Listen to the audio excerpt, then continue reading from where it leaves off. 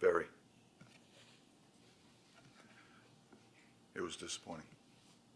A lot of I think JT said that he wondered if the roommate didn't respect the opponent enough. How, I guess, concerning is that? Very. This is a good league, and there's good players on every team.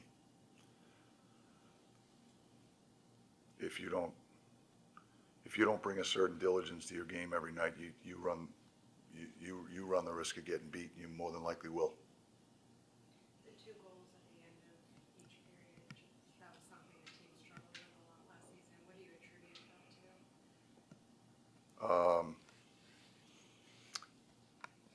to? It's just it's a lack of awareness, situational play, managing the game the right way. You know, controlling those situations is how you win. We obviously have to learn how to win. Mike, I'm curious on the power play. The past few times they've been successful, it's been Mika on a one-time side where he's gotten looks in the bumper, but it seemed like in the second half of that game he was drifting away out of that position. Is that something that you guys are going to take a look at moving forward on how the power play is set up? It's part of the scheme. You know, there's a lot of movement and motion within it. So, you know, as opposed to Mika being in one spot, he's in multiple spots. It makes us less predictable. And when he does get on that backside flank, he's got some space. It did feel like in the second and third you guys kind of seized control of the play, but what was the message in between the first and the second? The players talked amongst themselves, and, you know, JT basically said to us, we'll be ready. What did you make of Taylor Radish's performance, and just what have you seen from him through his start here? I thought Taylor had a really strong game. We try to reward him with more ice time. We moved him up the lineup. You know, he's a hard-working player. I was happy for him. I know there's been a lot of encouraging things that's been leading up to this game, but do you feel like this is some sort of a wake-up call moving forward and starting the road trip?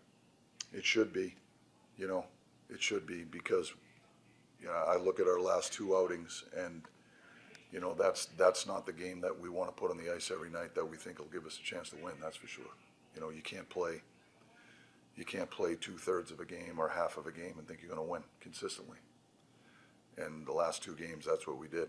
And the other element of it is I don't think we played nearly as smart. You know, the discipline and the diligence that we've put in from day one at training camp and becoming a harder team to play against and priding ourselves on a commitment to play defense. A lot of that starts up the ice with your decisions that you make with and without the puck. You know, I thought, you know, we were chasing offense so much. We left ourselves vulnerable on the other side. We gave up, I don't know how many odd man rushes, but more than we've had in the whole year. And I think it's a result of chasing offense. And I think when you start to chase the game, you know, it just makes it hard to win. So I think the strides that we made from a defensive standpoint, just in being stingy and cutting down the quality and the quantity of chances, both off the rush and in zone, I feel like we digressed there. We took 2 steps backwards in the last two games. And that's something that we got to grab a hold of right away. Mike, do you have an update on Renfield? He's being evaluated right now for an upper body injury. You said that JT said that the guys would be ready going into the last 40 minutes. Did you like the way they played in the last 40, or how did you assess that element of the game? I thought we played better. I thought we played hard. I don't think we played smart. And so as a result, you know, we gave them looks that are very high quality looks. And listen, give San Jose credit. They played a hard game. They played a determined game, and they have a lot of young talent that's really, really good.